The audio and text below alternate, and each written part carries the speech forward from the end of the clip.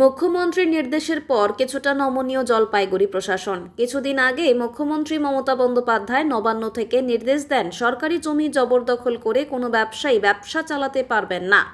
আর এই নির্দেশের পরই নড়ে চড়ে বসল জলপাইগুড়ি প্রশাসনিক মহল।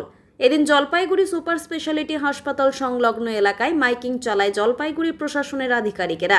এদিন মাইক হাতে এলাকায় সমস্ত হকারদের সতর্ক করেন সদর বিডিও মিহির কর্মকার। পুলিশ প্রশাসনকে সঙ্গে নিয়ে এদিন এই অভিযান চালানো হয়। এ বিষয়ে সদর বিডিও মিহির কর্মকার জানান, আজ আমরা এই এলাকার ব্যবসায়ীদের সতর্ক করতে আসলাম। আমরা তাদের 3 দিনের সময়সীমা দিয়ে এসেছি। আমরা আশা করছি তারা আমাদের সাথে সহযোগিতা করবেন। 3 দিন পর আমার আইন অনুযায়ী ব্যবস্থা নেব। এটা উচ্ছেদ বা অভিযান নয়, উন্নয়নের স্বার্থে কাজ করছে। কি বলবেন, মানে কি বার্তা দেবেন? হ্যাঁ, আমরা তো রিকোয়েস্ট করেছি, মানুষজন মেনে নিয়েছে আমাদের কথা যে ওনারা উঠে যাবে আর কি। হ্যাঁ, এখানে যেহেতু ডেভেলপমেন্টের কাজকর্ম হবে, এলাকাবাসী আমরা বিভিন্ন যারা ব্যবসা করে তাদের তো অভিযোগ রয়েছে, তাদের অভিযোগগুলোকে কি মাথায় রাখবেন? কীরকম এই যে তাদের এখানে ব্যবসা করছে, সেটা নিয়ে আমরা কথা বললাম এতক্ষণ ধরে, প্রায় আধ ঘন্টা ধরে আমাদের সঙ্গে কথা বললাম।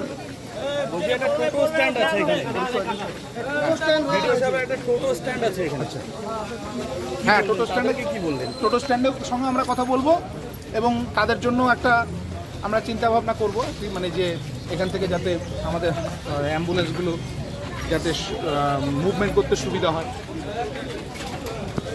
কি মুখ্যমন্ত্রীর নির্দেশের পরে কি আপনাদের একটু মানে দেখুন, এই বিষয়ে আমি কোনো বক্তব্য রাখতে চাই না। আমার কাছে নির্দেশ এসছে, সেটা কার কাছ থেকে এসছে আমি সেটা তো জিজ্ঞেস করতে পারবো না। মানে রাজ্যের থেকে নির্দেশ নিশ্চয়ই এসছে, সেটা আমি জানি না। এটা কি পার্মানেন্টলি উচ্ছেদ চলবে নাকি আবার? অ্যাকচুয়ালি আমাদের উচ্ছেদ ভাষাটা আমরা ইউজ করতে চাইছি না, আমরা ডেভেলপমেন্ট করতে চাইছি। এই দোকানগুলো কি থাকবে এখানে এই রাস্তার ধারে? না, আমরা তো ডেভেলপমেন্ট করতে চাইছি।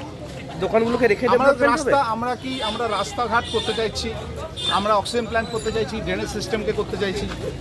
সে বিষয়ে যা যা করার দরকার আমরা করবো। আজকে কি করলেন? আজকে ঠিক আছে, আজকে কি করলেন?